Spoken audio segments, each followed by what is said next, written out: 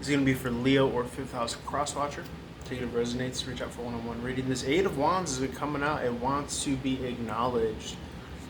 Fast incoming communication. Okay, it's also being understood as this kind of like light-hearted, easy come, easy go energy. It's the excitement, the fun, the thrill, but it's an energy meter that can quickly convert to the Nine of Wands, which is burdensome, overexerted. So you just want to be mindful that the energy that you're bringing is not taken away from you.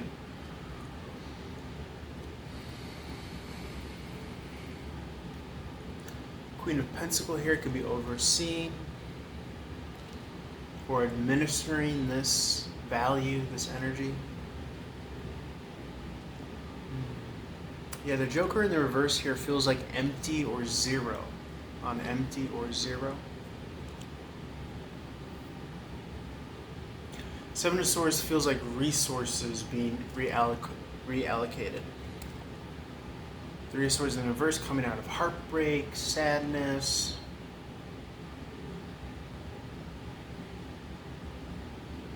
Sometimes we give too much, right? And we're left feeling empty. That's how it comes across. You need to rest, recharge, rejuvenate.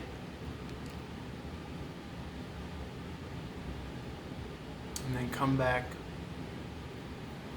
stronger than ever. I'm getting that you are like on a good consistency day in and day out, learning more and more about that aspect. A lot of us are coming from that grind culture where we're like more.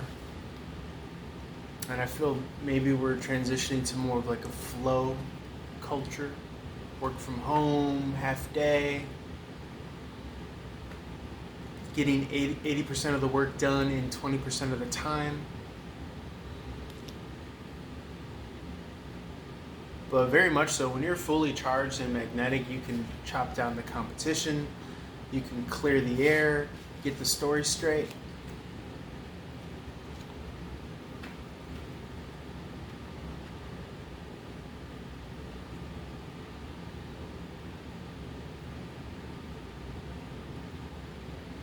You could even help others as well on the path. I'm getting like a spiritual Harriet Tubman, right? Where you're able to bring others out from the underground. Because you could see the state of worry or concern that they're in, or even fear, guilt, shame, with the Eight of Swords in the upright. But as the King of Swords, you have already achieved that heightened level of understanding of how to counteract those low vibrational frequencies.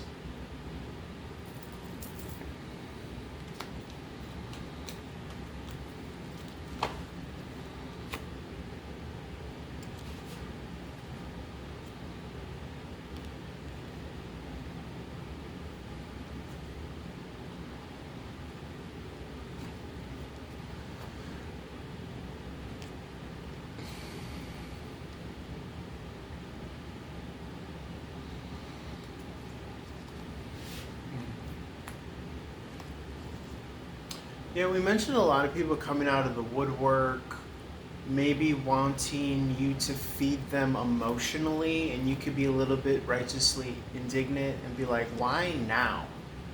Why now that I've perfectly aligned all of my cups in order? Why now that I've achieved emotional equilibrium and peace? Why now? Please tell me why.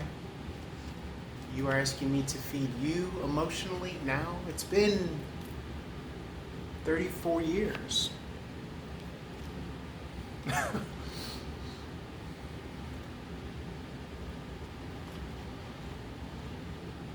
And so, yes, maybe part of the karmic journey is to give people medicine. Okay? Part of your dharmic, not to sound so high and mighty, but part of your dharmic path might be giving those on the karmic path unconsciously their medicine. But for the sake of establishing a more healthier relationship based on respect and love and open honesty, truth. As opposed to walking on eggshells, pretending that everything's okay.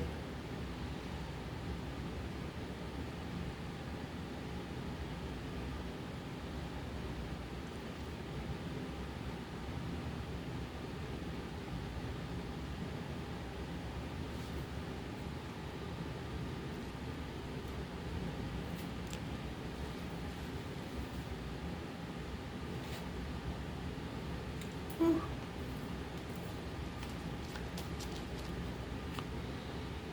Okay. Four of Pentacles, stability. Really finding yourself in this kind of dream mode. Okay, Ten of Cups. Preceded by the 9, right? Because you worked on that emotional independence.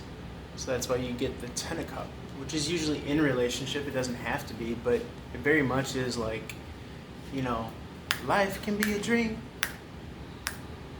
Channeling like falling in love with life, okay? Choosing to be in love with God, yourself, the romance of your life now as it is, with everything you have here and now in the present moment, regardless. It could be single, it could be in a relationship.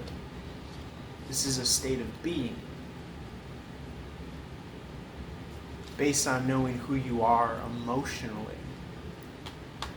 Four of Pentacles meets the Nine of Cups. Nine of Cups is emotional independence. Four of Pentacles is that stability within yourself.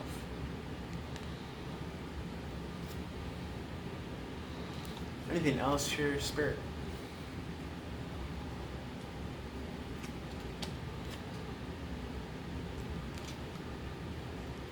And again, anytime these kind of age-old programs want to come and try to put you in a birdcage, Eight of Swords, right? The swords are surrounding the person. You know how to bibbity-bobbity boop yourself out of that by seeing it from a higher perspective, by knowing that it's just a state of being, a wavelength, a frequency, right? You've reached this point where you realize that you don't have to have a panic button at hand all the time. Catastrophizing button all the time. When you raise your frequency, when you tune into love, God, all that stuff, the romance and joy, when you choose love here and now, or choose the higher, then the solution comes to you. Remember, the solutions are not made out of whole cloth by you. You are not the one that makes it. You are the antenna that tunes in to the radio station or the TV channel. Okay? Sometimes we get it twisted that, you know, we are creating these things out of whole cloth, but we're not. We're co-creating in tandem with the quantum field and God and all that stuff, right? It all already exists out there. That song already exists in its own whole cloth.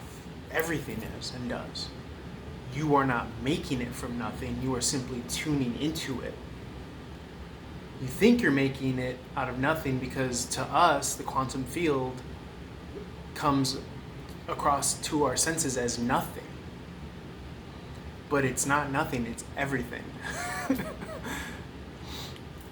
There's that story of Michael Jackson when he woke up and he's like, oh, I gotta record this song. And the producer's like, why are you in such a rush? We'll just do it. He's like, no, if I don't do it, then Prince is gonna record it. That's some shit that somebody who knows that is out there for the taking, right? Just like brilliant ideas for apps and, you know, this and that, new technologies. It's all there. We're all casting our net to collaborate with that energy that we know as the creator. We call it God, we call it whatever. It's very fascinating. So I suggest to tap into it and work with it more. We do that through meditation, allowing our brain to have 25 minutes out of a day to just do nothing. Sit in source, sit in meditation, and see what it can come up with the quantum field. All right, let's roll this on over. Holler for more.